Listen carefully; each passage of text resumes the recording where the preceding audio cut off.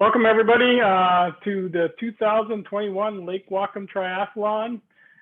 This is your pre-race meeting update video, and I am Mark Blake, and I'm the co-race director with Glenn Gervais. We are in our fourth official race. We all know what happened last year. We're excited to be back racing. We have the most entrants ever, so thank you all for committing to racing in 2021. We couldn't be happier to have you. A lot of you have raced it for all 4 years, and we're thankful for those of you who rolled your entries in over from last year. And so to start things off, we're going to go through the timeline for this year. So first off, packet pickup location is Bloedel Donovan Park. We're going to have 2 timeframes for packet pickup, but we highly recommend that you take advantage of packet pickup on Friday from 3:30 p.m. to 7 p.m. That will be at Bloedel Donovan Park, which is the race headquarters, the site of the race. Glenn will have had the buoys set up, and we're actually doing a swim course preview Friday morning at 7 a.m. for those of you who are local or in town early and want to get some extra practice and actually see the course, either the sprint or the Olympic. Join us Friday at 7 a.m. for the swim. If you're coming in for a packet pickup, again, 3:30 p.m.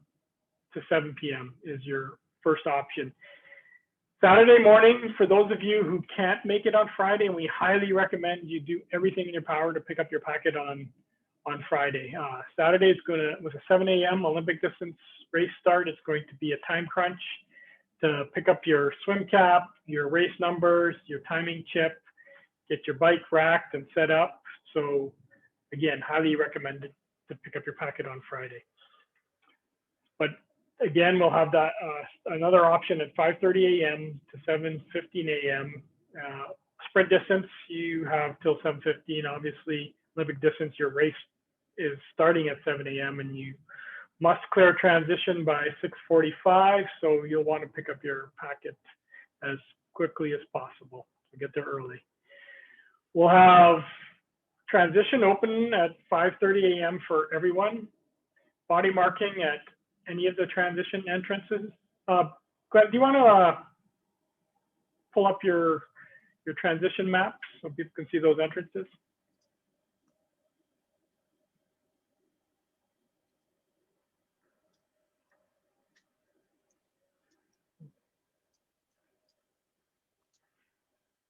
Okay, so you can see where on Glenn's map there, we have 3 different potential entrances where you can enter the transition. There will be body markers at any one of those spots.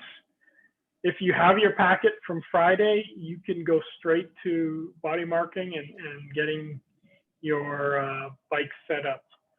If you haven't picked up your packet, you must go to the athlete check-in area to pick up your packet and then proceed to the transition area.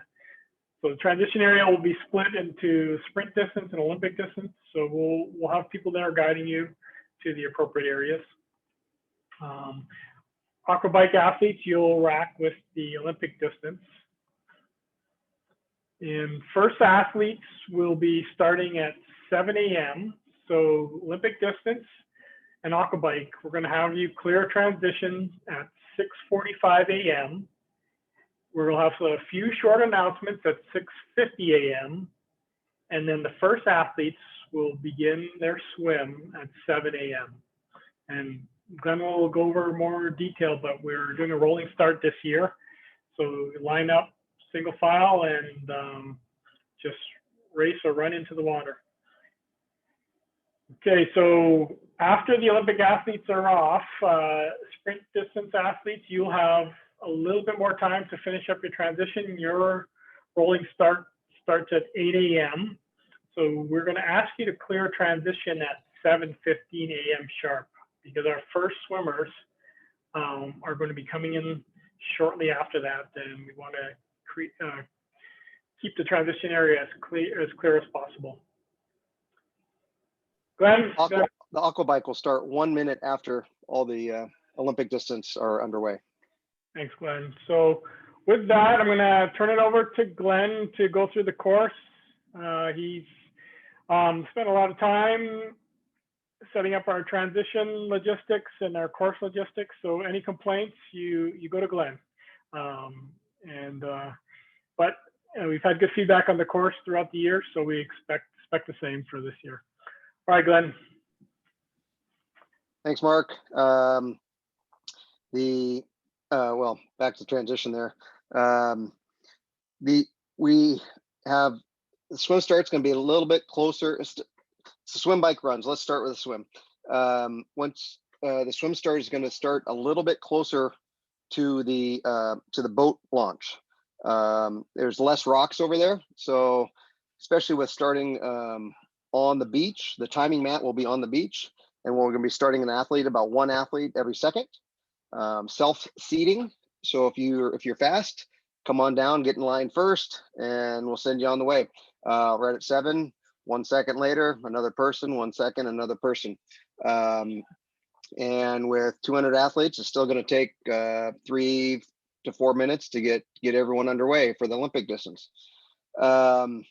These orange buoys, well, the two main orange buoys with the 2 turn buoys, I'll have out early Friday morning for Friday morning preview right at 7, right at race start.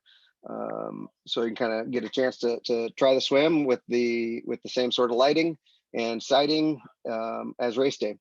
I measured the water just a couple days ago at 68.5 degrees. Wetsuit legal, but not required. All these buoys that we have out here, in addition, there'll be some buoys that are along the shoreline that are homeowner buoys. You're going to keep all those buoys to your left. So as you're along the shoreline, you'll be inside the buoy line towards the shore. As you start, you'll be way out in the middle of the lake. Keeping all those buoys, you'll be swim counterclockwise and keep the buoys on your left. We have a lot of kayaks and a lot of stand-up paddle boards out there on course for you. Keep you headed the right direction, and for your safety. If you do need help, wave one of them down, and then they'll get over to you as quickly as possible. And you can hold on to that boat if you aren't really in dire need. You can hold on to a boat as long as they don't move you forward. That you will not be penalized. Just catch your breath, get a little rest, and then continue on your swim. So this furthest buoy out here is the Olympic distance. This inner buoy with the dashed line is for sprint distance. But both will exit. This third orange buoy will be out on the outside of the new swim dock area, and you're going to swim along the outside of that. Keep that buoy on your left. All buoys on your left. And you're going to exit very close to Electric Avenue, right by the rowing dock there, right on the beach, not on the dock, just next to it. And then it's going to be a short 50-yard or less run into transition from the beach, where you will find your bike and exit. The bike out is close to the playground, the play area. And you're going to run around and in between the buildings and transition and out to the parking lot. You cannot get on your bike until you are past the melt line. We will have volunteer there. We'll have red tape on the ground. You cannot get on your bike until you're past that location. This is new. This is different than previous years, with additional athletes and the new swimming area. This is what we're going with, and we think it's going to work great for everyone. So you'll get on your bike and start riding out along Electric Avenue, and follow the lake all the way to the end. And I cannot emphasize that enough. You will literally go all the way to the end of the road. There's an intersection up here, and you're going to go up a little hill and then down a little hill to the turnaround. You'll pass North Lake Whatcom Park and Trailhead out here. We will have it'll be the entire course will be marked with with blue chalk on the ground, circles with an arrow indicating the direction that you should ride. So you'll look for these arrows on the ground to guide you along. We will have police and safety signs out at the major intersections, stopping traffic. These are open roads. The safety people there and police are to stop traffic. They are not there to guide you along the course. They're there to control traffic so you can ride as fast as you can without having to stop. But safety is key. If you have to stop, please stop. Once you hit the turnaround, these Olympic distance athletes will take a right turn at the Fork restaurant. It's a fork in the road, and it's got a big sign up there with a big fork on it. So you will, at that fork, you will take it right and ride up Y Road. This extra loop puts you out really close to Mount Baker Highway, but do not go on Mount Baker Highway. You'll turn around and come back on Squalicum Lake Road, which kind of a little turn here, changes to Agate Bay Lane to get back down to the lake. That is going to be a tight turn at the bottom. So be careful at that turn. We'll have a volunteer there with a sign asking you to slow down. Just be careful in that turn. It's we don't expect it to be wet roads, but it still is a very tight turn. Please be careful there. And then you'll ride all the way back to Bloedel Donovan.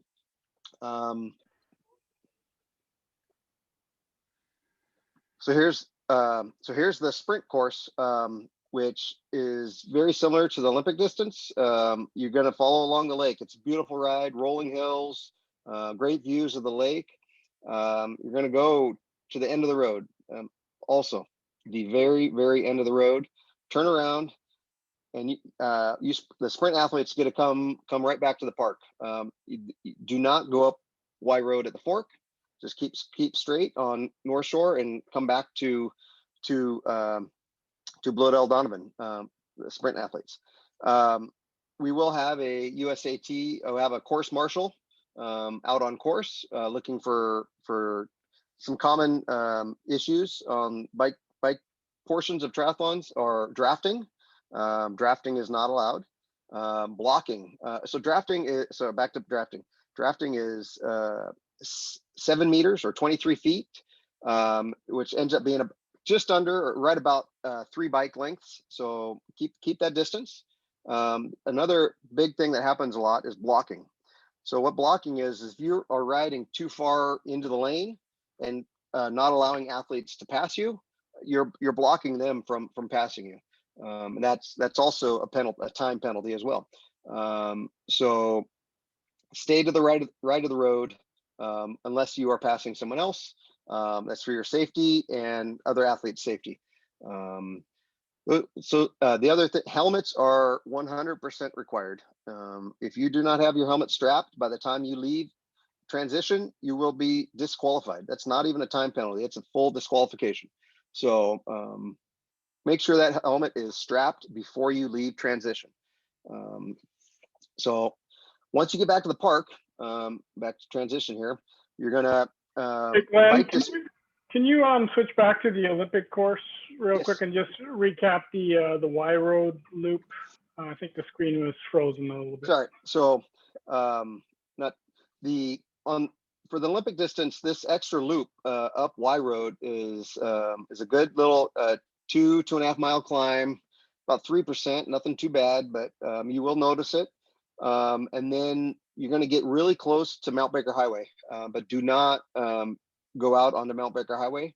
We'll have the arrows, blue chalk arrows on the ground, as well as an athlete out as a volunteer out at this far corner to get you headed back on Squalicum Lake Road.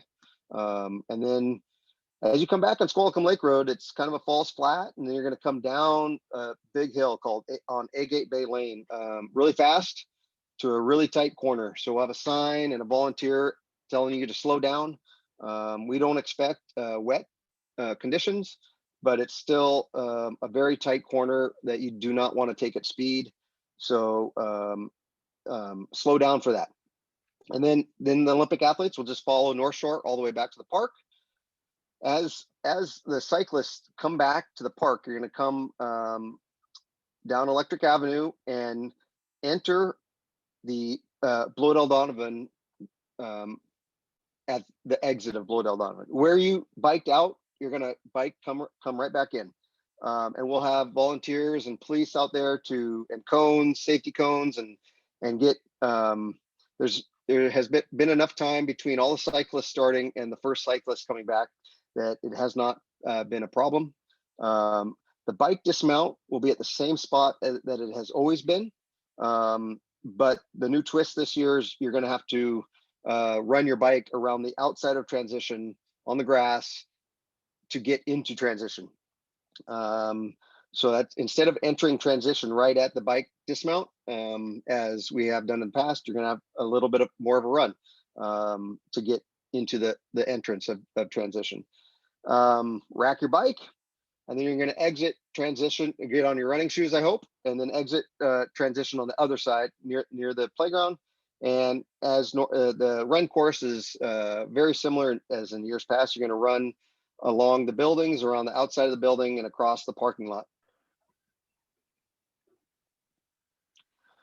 So to recap, when you dismount, you'll run your bike along the outside of transition, find your bike, find your rack position, get on your running shoes, and run out of transition near the playground. And this has been the way we've done this in the past, around the side of the building, across the parking lot, and onto the grass. And once you get across the grass, you're gonna cross into Whatcom Falls Park and get directed across this bridge real quick. And you're gonna hit your first aid station. This aid station will have water and Heed. A Hammer Heed is our nutrition sponsor, and Hammer gels. But you will hit this again later in the race. Olympic athletes will follow the railroad trail all the way out to a turnaround at a trail crossing up here. And you'll get across Alabama Bridge, enjoy the views, and come right back up railroad trail to hit that aid station again. This will be a tight turn this time. You don't have to slow down like you're on a bike. You could actually speed up if you want, but it is tight, so be careful. And then you're gonna run along the creek. This is a beautiful shaded forested trails right along Whatcom Creek. You're gonna come to the next aid station right at the Stone Bridge and cross, just kind of go straight across the intersection there. No turn here, you straight on this intersection. And then this is the dog off leash area behind the cemetery. And there's a new wide gravel trail down, and then you'll hit Woburn Street and run along the sidewalk for a little bit. And then right at the corner of Iowa, Woburn, U Street, you're going to get right back into the trail, and these stairs are right there. So yes, there are stairs on this course. Yes, you can talk to me about them. They are wonderful. There's about 104 stairs, unless you count the first stair, that's then 105. And we'll have a little water station at the top. And what I'm going to recommend is you walk the stairs. This section of trail past just after the stairs is a falls flat. And I have run these stairs, I've sprinted them, I've done hundreds and hundreds of repeats. If I walk the stairs, then I could run afterwards. If I do anything else, I walk a lot of that trail afterwards. So that's just a little tidbit. But you're going to follow that trail back up to hit the aid station right at the Stone Bridge. This time you get to go across the Stone Bridge. Check out the raging waterfall. It's not a lot of water right now this time of year, but it's still some water falling. Run along Whatcom Creek and all the way back to Bloedel Donovan. This is where you'll run around the buildings and right to the finish line this time. Sprint athletes are going to hit a lot of these aid stations as well. The only thing with the sprint athletes, you do not do that railroad trail out and back. So that's the biggest difference. But the course is the same. Otherwise, what else? The other things with transition, athletes only in the transition area. You have to be body marked to go into transition. It's USAT rule, and it's a great security and safety feature. Keep athletes only in there. If you're coming to spectate, stay outside. They can cheer for them because I know they can hear you.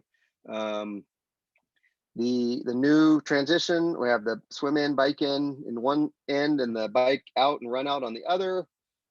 Relay teams. We do have some relay teams. I want you to transfer your timing chip inside a transition.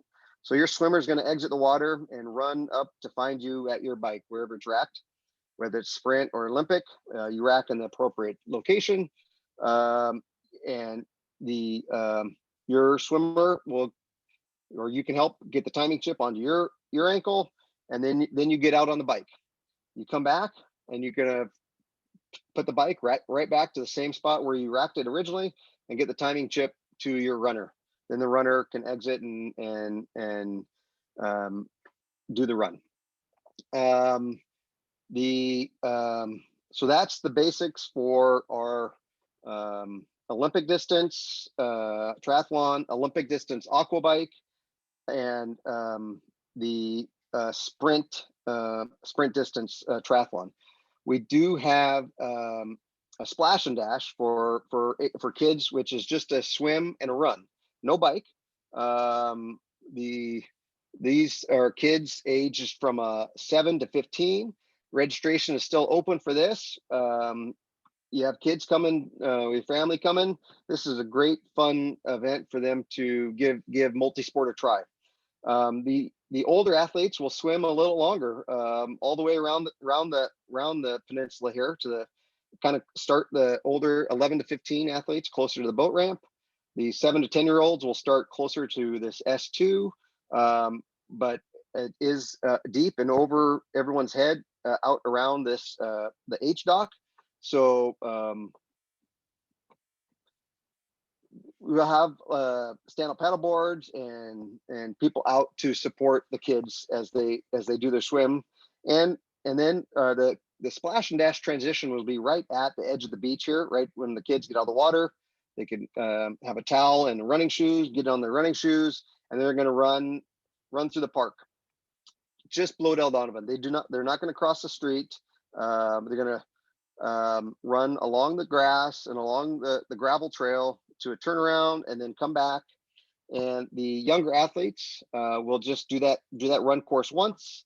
The older athletes will do that run course twice. But all youth, all races will finish at the finish line with the big banner and all the cheering and accolades that go with all your accomplishments. So with that, I'm going to hand it back to Mark.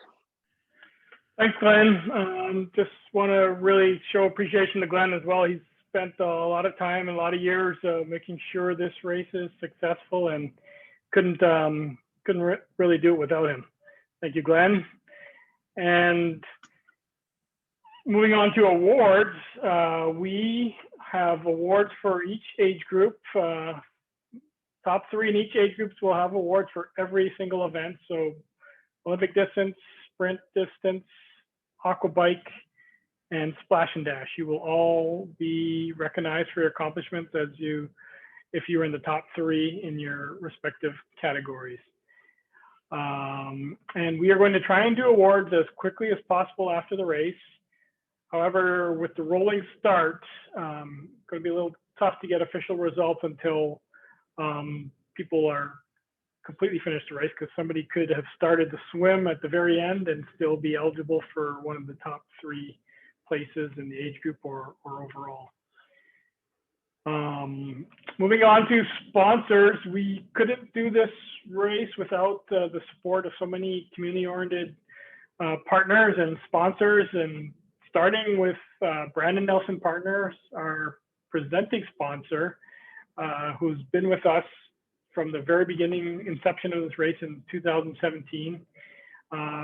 Not only do they provide financial support, they show up race day to help with cheering, logistics, setting up the swim course. We use the Brandon Nelson Partner Realtors truck for our transporting equipment. Couldn't ask for a better community-oriented presenting sponsor than Brandon Nelson Partners. Our other sponsors who, again, really focus on the community and have been supportive from the beginning. City of Bellingham, both the Tourism Commission and the Parks and Recs couldn't host the race without their support. Still Life Massage and Float, another partner who's been with us since the very beginning. We appreciate all that they do for our athletes. And Prime Sports Institute, another very community-centered organization who will be on site for the race, taking care of our athletes, and make sure you stop by their tent both before the race and after the race. Super knowledgeable. They'll be able to give you some advice. Simple Box, Fitness Evolution, Hammer Nutrition, Tony's Coffee, Whatcom Triathlon Club, and Adventures Northwest, all sponsors who support this event, promote this race, and give back to the community in multiple ways. And most of them will be on site race day. So please thank them and support them. All right, Glenn, we have a few questions that we want to throw out there just that often come up. First one being, can a friend or husband or wife pick up a packet for me? No. This with USAT rules, you need to show your photo ID, and you must be present to pick up your packet. You cannot send someone else to do that for you. Sorry about that, but but if I'm doing the aquathon, where will I finish, Mark?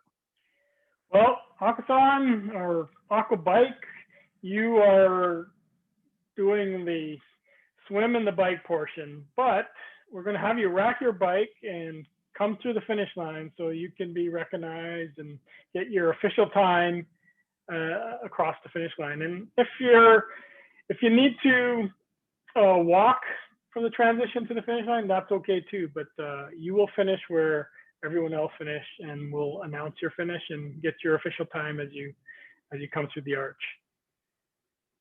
Glenn, I'm not a strong swimmer. Can I swim with a swim buoy just for safety?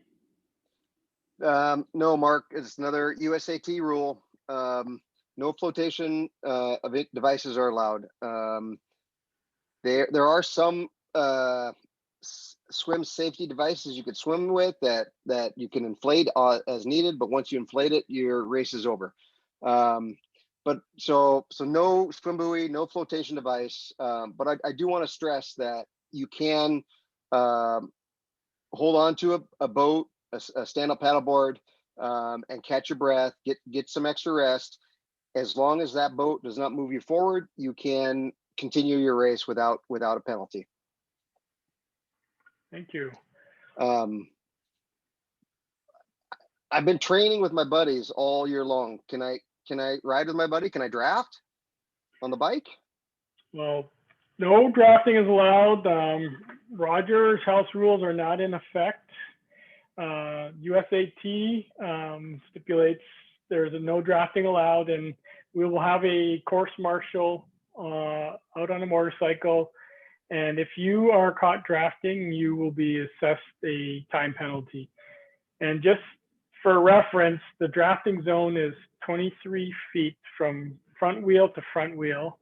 And so roughly 2.5 to 3 bike lengths. So you want to stay clear of the bike in front of you with 2.5 to 3 bike lengths. And once you break that zone, you have to make your pass. And And maybe Glenn, you want to talk a little bit about what blocking is if somebody's trying to make a pass? Yeah, so blocking is if someone is trying to pass you and you are riding too far into the lane so they cannot safely pass you, you're blocking them, and that's a penalty as well. So stay to the right when you're out there biking. Yeah. I love my music, Mark. Can I wear headphones? Headphones are not allowed on the run or the bike or the swim for that matter. It's a safety issue. You need to be aware of your surroundings, other bikes, other runners, other swimmers, boats, you name it. So keep the headphones for after the race, before and after the race. So if we have any other questions, what do we do? If there's other questions, I want you to email me or email Mark, send us a Facebook message, put a letter in the postal mail. We're happy to answer your questions. We're here for you to have a successful event, a fun, safe race, and get us your questions. We'll be around all day on Friday and all day race morning. We'll have a lot of volunteers on site. We'll have course maps up and printed on site. But don't wait till the last minute. If you have a question, send us your question. Yes, thanks. Yeah, so again, any one of our email addresses or info@Lake Whatcom Triathlon, social media accounts, shoot your questions any place you can. So on that note, we're going to wrap it up. We want to thank you for joining us in 2021 for the Lake Whatcom Triathlon, Aquabike, and Splash and Dash. We're looking forward to putting on a great event for you. The weather is shaping up nicely, and we want you to be safe, have fun, race hard, and enjoy yourselves. We'll see you race morning or at packet pickup on Friday. Thank you, everyone. Whoop, whoop. Thank you.